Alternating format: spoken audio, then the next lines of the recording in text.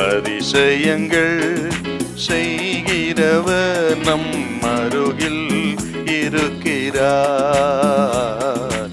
அற்புதங்கள் செய்கிறவர் என்றும் நமக்குள் வசிக்கிறார். யோவான் 4ஆம் அதிகாரம் 35-36. அறுப்பு காலம் வருகிறதற்கு இன்னும் 4 மாதம் செல்லும் என்று நீங்கள் சொல்லுகிறதில்லையா? இதோ வயல் நிலங்கள் இப்பொழுதே அறுப்புக்கு விளைந்திருக்கிறது என்று உங்கள் கண்களை ஏறெடுத்து பாருங்கள், உங்கள் கண்களை ஏறெடுத்து பாருங்கள் என்று நான் உங்களுக்கு சொல்லுகிறேன் என்று நான் உங்களுக்கு சொல்லுகிறேன். கண்ணெடுத்து பாருங்க, பார்க்கணுங்க. நம்ம அதுதான் ரொம்ப முக்கியம் நமக்கு. வேதாகமத்தில் பார்த்தீங்கன்னா ஆண்டவரால் பயன்படுத்தப்பட்ட தேவ மனிதர்களாகட்டும், ஆண்டவராகட்டும், இந்த பார்வை தான் ரொம்ப முக்கியம். அப்போஸ்தலர் 17ஆம் அதிகாரம் 16வது வசனம். பவுல் அத்தேன பட்டணத்தை சுற்றி பார்க்கிறாருங்க. பார்த்த பிறகுதான் ஆவியில வைராக்கியம் கொண்டு அந்த பட்டணம் விக்கிரகங்களால் நிரம்பி இருக்கிறத கண்டு வைராக்கியம் கொண்டு அந்த பட்டணத்தில் ஊழியம் செய்கிறாரு. அத்தேனை பட்டணத்தில் பவுலின் ஊழியம் வைராக்கியம் இருந்தது. காரணம், அந்த பட்டணத்தை பவுல் பார்த்தார். நெகேமியா 2ஆம் அதிகாரம் 13வது வசனத்தில் நெகேமியா இடிந்து போய் கிடந்த அலங்கத்தை, சுட்டரிக்கப்பட்டு கிடந்த அந்த அலங்கத்தை அவர் போய் ராத்திரியில் பார்க்கிறாருங்க. பார்த்த பிறகுதான் வைராக்கி அவருக்குள்ள. அலங்கத்தை 52 நாள் கட்டி முடிக்க உதவி செய்தது அந்த பார்வை.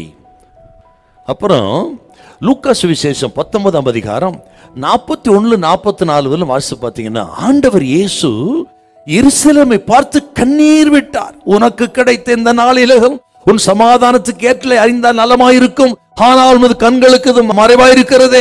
ஒரு கல் மேல் ஒரு கல் இராதபடி இழுக்கப்பட்டு போகும் காலம் வரும் என்று கர்த்தர் அந்த நகரத்தை பார்த்து கண்ணீர் விட்டு அழுதார். இயேசு எருசலேமை பார்த்தார். நெகேமியா ராத்திரி நேரத்தில் அடிந்த அலங்கத்தை பார்த்தார். அத்தேனை பட்டணத்தை பவுல் பார்த்தார். விக்கிரம் நிரம்பினது பார்த்தார். ஆகவே தான் அவர்களால் பாரத்தோடு வைராக்கியத்தோடு எழும்பி கிரீசை முடிந்தது. நம்ம சுற்றி இருக்கிற மக்களை பாருங்கள். போதை பழக்கத்துக்கு அடிமை இருக்கிற வாலிபர்களை பாருங்கள். ஆவிக்குரிய சீரழிவை பாருங்கள். கிறிஸ்தவத்தை இன்னைக்கு பாருங்க. ஊழிய நிலைமை இன்னைக்கு பாருங்க, அலங்கோலமா இருக்கிறது.